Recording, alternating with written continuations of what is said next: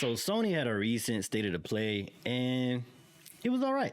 007, of course, Luminous Arise, Metal Gear Solid Snake Eater for sure, Neo 3, Pragmata, Yotai, and that freaking Marvel Token Fighting Souls game. Looks amazing. Out of all the games they showed, games that I'm playing day one, likely Metal Gear Solid, 007, Marvel, maybe Marvel and Yotai.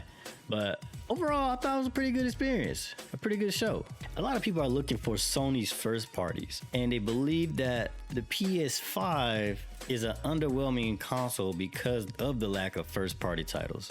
I don't hold that sentiment because there are a lot of PS5 exclusives that make warranting, buying and owning a Sony console, other than, especially more than Xbox, especially right now. I do think there's an argument to be had on the question, where is Sony's first party studios games? So before we dive into that, what are their studios? Polyphony Digital, Team Asobi, Firesprite, Guerrilla Games, Housemarque, Media Molecule, Ben Studio, Bluepoint Games, Haven Studios, Insomniac Games, Naughty Dog, San Diego Studio, Santa Monica Studio, Sucker Punch Productions, and the late and great Bungie. Now, what are these studios up to? And here's the last thing that I believe that we got from these studios.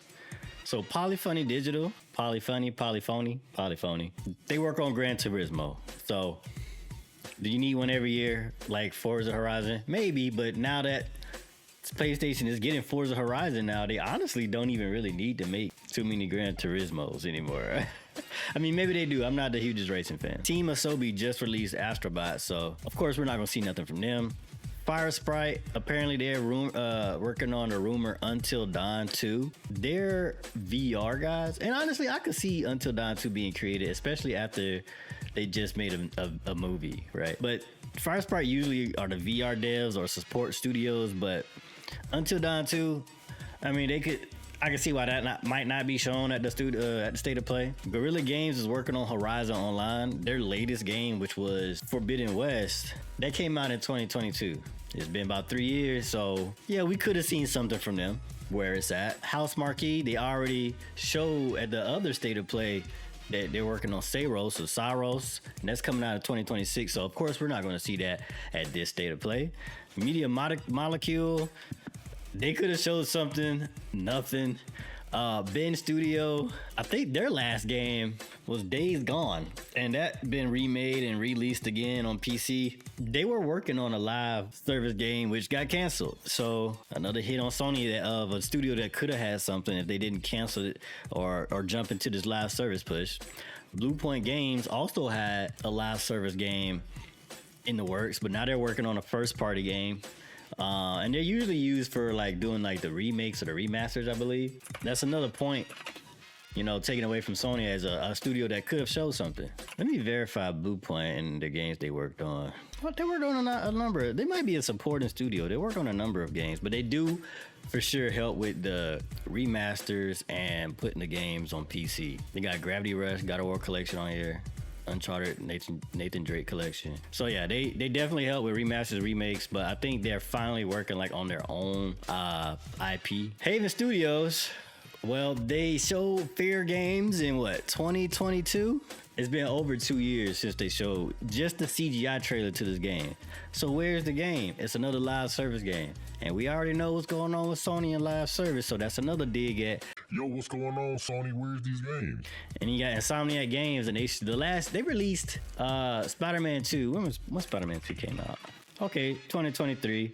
But they also showed like Wolverine was in development, I guess, in 2021 with the CGI trailer. So since that CGI trailer, it's been 4 years. It's been 2 years almost 2 years since Spider-Man 2 released. So it's kind of like, I could kind of go either way with, they could have showed something, at least some gameplay of Wolverine. I mean, we did see gameplay, but you know what I'm saying?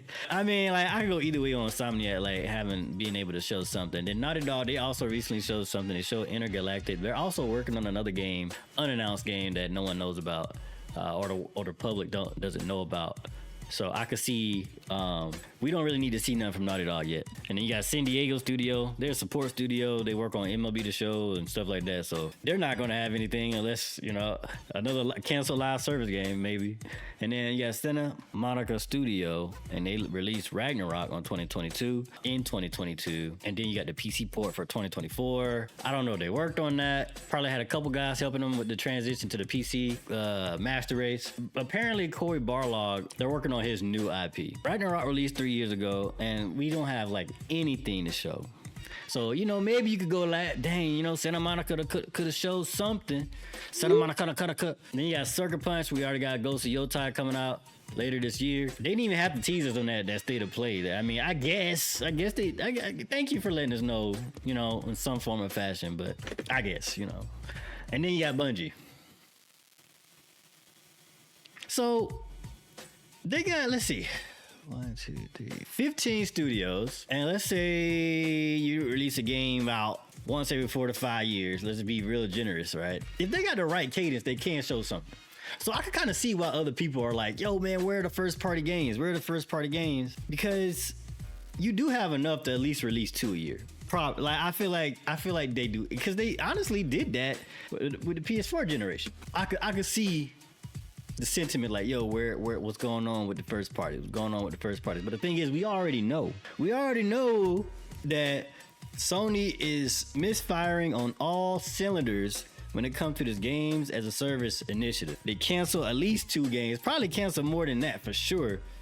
Well, definitely more than that, because they canceled the Spider-Man game too, and I ain't even talk about that. But it's also interesting that this is the time of year where you show stuff. Like, hey, this is like E3, they call it Key 3 now, I don't care. It's June, and we get all the cultures looking for, where's the new announcements? Where's the new games?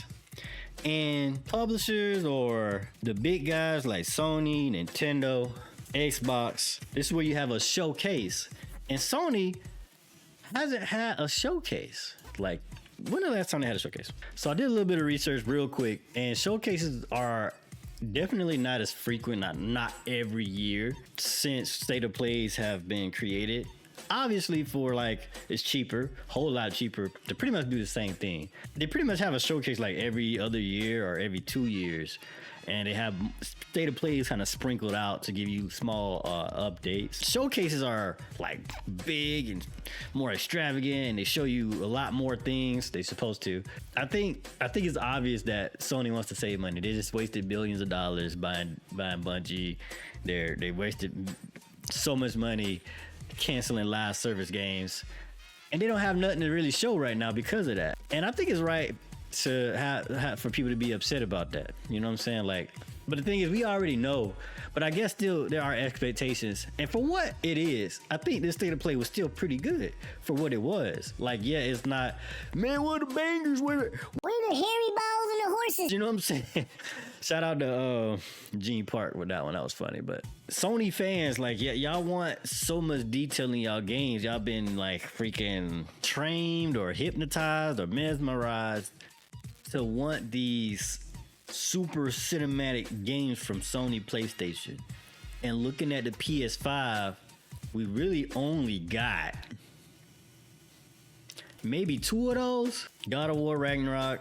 And that's really it, because Horizon Forbidden West is more of a Ubisoft-ish game. I wouldn't call it like a super cinematic. I mean, maybe to some, but I don't think that scratches the itch that people are looking for.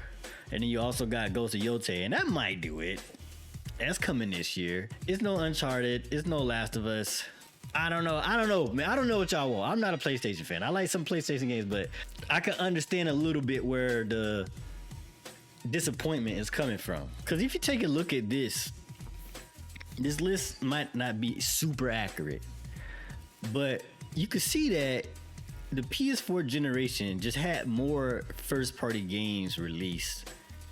It's on average, if you take away like MLB The Show, I guess you could. Look, I'm gonna give y'all Bloodborne because y'all love that game. I mean, it's cool, but like on average, the PS4 generation had about 3 games a year on average, like first party, and it's exclusive too. And that's not even including like the deals that Sony made, to get second party games onto their platform.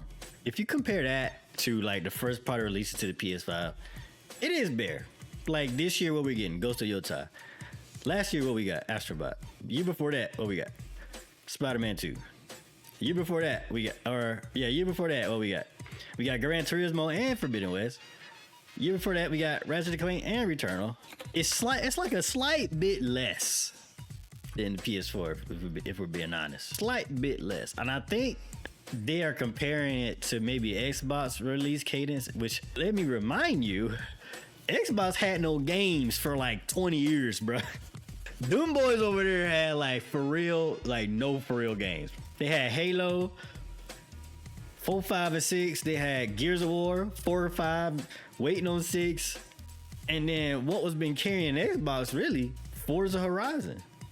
You know, like now they bought Activision. Man, they're a conglomerate, bro. They got so many games they can make now. But I think with Sony, man, like I get it. Used to getting like 2-3 games a year from Sony. Now you're getting about 1. And then all the negative news about all the studios live cancel games, Wolverine leak. And you know what? And then on top of that, they're raising the prices on like everything. They take away perks from you. I can understand as a PlayStation fan that wants like specific games for them, why you'd be upset. I ain't upset. Like I thought the state of play was pretty all right. If I was a PlayStation guy, I would be happy because a lot of those games are coming to PlayStation. Y'all might be upset that they also coming to PC. Y'all might be upset that it's not a first party game. But at the end of the day, bro, it's a console that got games coming to it. I don't know what to say, but if you want to be upset, sure. But you can't deny that PlayStation do have games coming. Now, if you worry about those first parties, like I said, it's that, hey man, they wanted to get that live service money. And guess what? Look where they at now with that. So, yeah, I just kind of want to talk about it and kind of give a little bit more details to get people to understand why people might be upset, but also for those that are upset, to kind of set your expectations to be more realistic, especially in like today's world. Now, if we want to talk about like the raising the prices, you can blame Xbox for that because they ain't competing no more. We ain't got no competition. Why not raise the prices on top of tariffs? But that's another story. But anyways, thank you for watching. Thank you for liking the video. Thank you for subscribing. And until next time, see ya. Peace.